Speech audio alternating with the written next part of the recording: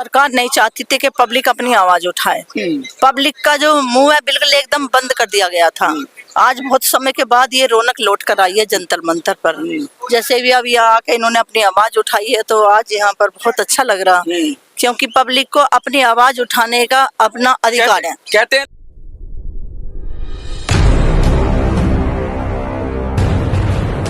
जंतर मंतर आज ये गवाही दे रहा है कि अभी मैं जिंदा हूं। जिंदा है जंतर मंतर। जो जंतर मंतर वेंटिलेटर पर चला गया था, जो जंतर मंतर की आवाज दब गई थी, जिस जंतर मंतर पर धरना प्रदर्शन रुक गए थे, उस जंतर मंतर पर आज एक गूंज रही है, छोटी सी नन्ही सी आवाज गूंज रही है। क्या कह रहे हैं ये लोग कह रहे हैं यूएपीए को हटना चाहिए। यूएपीए वही कानून है जिससे जिस पर मनीष कश्यप पर लगा था, यूट्यूबर था, और बहुत लोगों पर यूएपीए का उपयोग हुआ।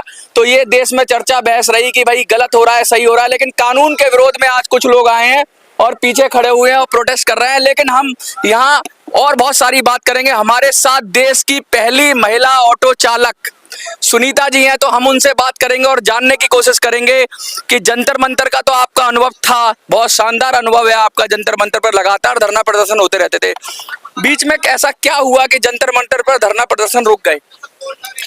जो सरकार नहीं चाहती थी कि पब्लिक अपनी आवाज उठाए। पब्लिक का जो मुंह है बिल्कुल एकदम बंद कर दिया गया था। आज बहुत समय के बाद ये रौनक लौट कर आई है जंतर मंतर पर। जैसे भी अब यहाँ आके इन्होंने अपनी आवाज उठाई है तो आज यहाँ पर बहुत अच्छा लग रहा, क्योंकि पब्लिक को अपनी आवाज उठाने का अपना अधिकार है। कहते हैं लोकतंत्र में बोलने की स्वतंत्रता है, लोकतंत्र में पीसफुल असेंबली की आजादी है, लोकतंत्र में फंडामेंटल राइट है धरना प्रदर्शन का।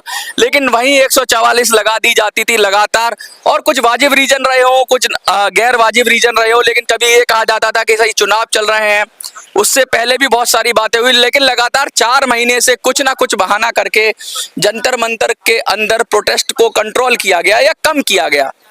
ये सब जब हो रहा था तो क्या सरकार के ऊपर एक जोरदार तमाचा पड़ा है जंतर मंतर के जरिए से जनता का कि भाई आपको अपने कद में रहना चाहिए, आपको जनता की सुननी चाहिए और जनता को बोलने देना चाहिए। वो गलत है या सही है वो लोग जज करेंगे जो देख रहे हैं, लेकिन आप आवाज नहीं दबा सकते।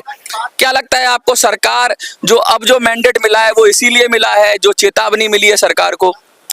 नहीं, आवाज तो मतलब प्रत्येक आदमी को अपने अधिकारों की लड़ाई लड़ने का, जो भी आदमी है अपने अधिकारों के लिए लड़ाई लड़ सकता है। उसका हक है लड़ाई लड़ने का। आपका तो संघर्ष का जीवन रहा है, लगातार आपने पहली महिला ऑटो चालक हैं, रात में दिन में कभी निडर होकर आप ऑटो चलाती हैं और बहुत सारे संगठनों से भी जुड़ी हुई है, किसानों के मुद्दे पे भी बहुत सारी बातें हुई, बहुत सारी बातें आपने बहुत सारे आंदोलनों में रही है, मजदूरों की बात करी है आपने। क्या लग रहा है कि फिर से यहाँ पर लोगों की आवाज उठेगी, बुलंद आवाज उठेगी? और मैं एक चीज और पूछना चाहूंगा, बहुत सारी आंदोलन की तो बात क्या, EPS 95 के बुजुर्गों की भी आवाज उसी बुलंदी से उठेगी जैसे जंतर मंतर पर उठी थी और बीच में उन्हें रोक दिया गया था? बिल्कुल आवाज उठनी चाहिए, क्योंकि जो बुजुर्ग लोग हैं उनकी जो पेंशन है वो बंद कर दी गई है। कम है, काफी कम है, बंद तो नहीं की है EPS 95 की, लेकिन पेंशन भी बहुत कम है। तो उस पर क्या कहेंगे? क्या उनकी पेंशन के लिए जो लगातार 10 साल से संघर्ष है वो बढ़नी चाहिए? उनकी पेंशन बढ़नी चाहिए। देखिए कितने सारे मुद्दे हैं, और ये जंतर मंतर है, इसको हम मिनी संसद भी कहते हैं। मिनी संसद हम जंतर मंतर को इसलिए कहते हैं, एक बड़ी संसद है, वहां पे राजनेता मुद्दे उठाते हैं अपने, और ये जनता की संसद है। ये जनता की संसद है, यहाँ जनता आती है और अपने मुद्दे रखती है, अपने विचार रखती है। लेकिन अगर इस संसद को बंद कर दिया जाएगा, उस तरफ बैरिकेड लगा है, उस तरफ बैरिकेड लगा है, परमिशनें नहीं दी जाएंगी। ये वही जंतर मंतर है जहां से बड़े बड़े मुख्यमंत्री निकले हैं। ये वही जंतर मंतर है जहां प्रधानमंत्री रहता था। 7 नंबर की जो कोठी है, 7 जंतर मंतर, इसमें प्रधानमंत्री रहा करते थे कांग्रेस की जब सरकार थी। ये वही जंतर मंतर है। ये बार बार ये चीख चीख कर कह रहा है कि अभी मैं जिंदा हूं, अभी मैं जिंदा हूं, और मेरे यहाँ से उठाई गई आवाज सरकारों को कानों में पहुंचनी चाहिए। जब सरकारें तानाशाह हो जाती हैं, जब सरकारें जनता की सुनना बंद कर देती हैं, जब सरकारों को लगता है कि प्रशासन की शक्ति से धरना प्रदर्शन या लोगों का पीसफुल असेंबली का जो राइट है उसको डायल्यूट कर सकते हैं, तब फिर लोग कहते हैं कि तुम हमें क्या डायल्यूट करोगे, हम तुम्हें ही डायल्यूट कर देते हैं, तुम हमें क्या रोकोगे, हम तुम्हें ही रोक देते हैं। आज जो सरकारों के माथे पर जो परेशानी के बल हैं वो इसलिए हैं कि अब उनको लाले पड़ रहे हैं, सरकार बनाने के लाले पड़ रहे हैं, उनको ये चेतावनी भर है।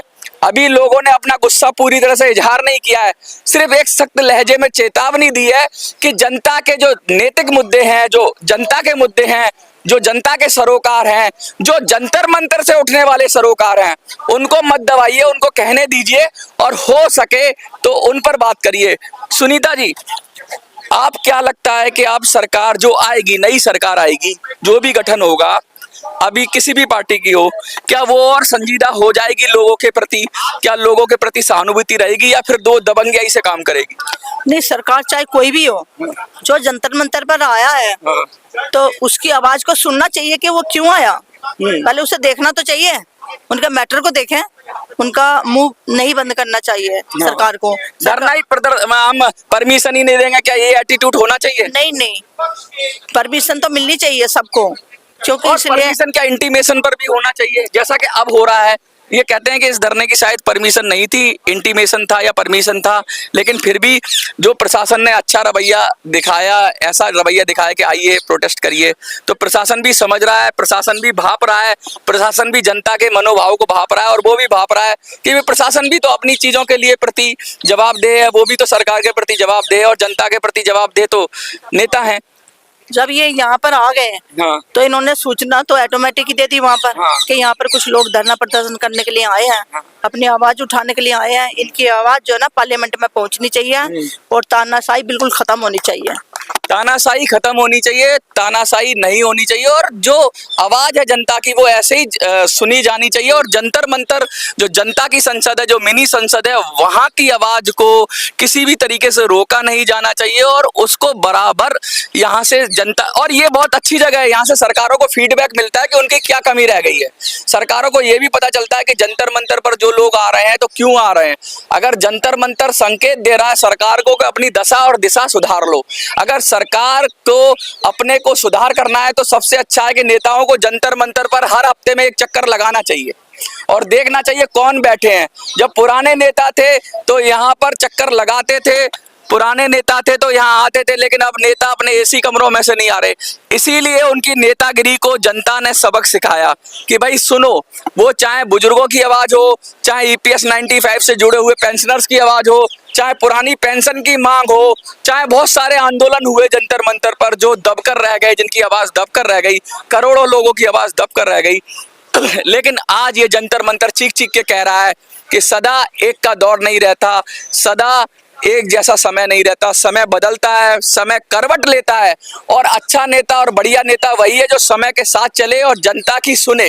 जो जनता की सुनेगा वही देश पे राज करेगा। जो अपने मनमाने ढंग से जनता को थोपेगा, अपने मनमाने फैसले जनता पर थोपेगा, उसको जनता 5 साल के अंदर उखाड़ कर ऐसा फेंकती है कि उसका नाम लेने वाला पैदा नहीं होता। इसलिए सब नेताओं को यह पता होना चाहिए कि किसी से पंगा लो, किसी के ऊपर कुछ भी चाबुक चलाओ, लेकिन जनता से टक्कर ना लो, क्योंकि जनता जनार्दन है, जनता सबसे आगे है और जो जनता की सुनता है वही देश पे राज करता है। देखते रहिए मिनी संसद।